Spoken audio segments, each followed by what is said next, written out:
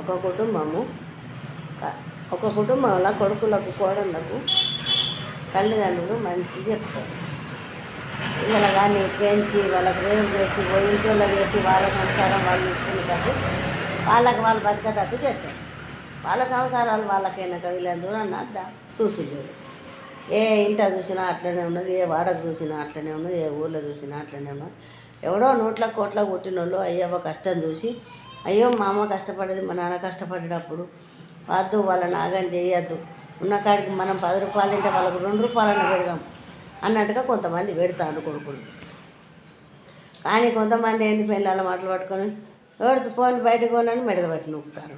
ఈ మెడలు పట్టి నూకున వాళ్ళ పరిస్థితి ఏం కావాలి? వీళ్ళందరికీ కొడుకులు ఇట్లా చేస్తే ఇటువంటి కొడుకులకు ఒక శిక్ష పెట్టాలి. ఇప్పుడు 13 ఏళ్ళు జైలు శిక్ష అని పెట్టింది కదా, అట్లా కాకుండా 20 ఏళ్ళ జైలు శిక్ష పెడితే పిల్లలకు మొగలకు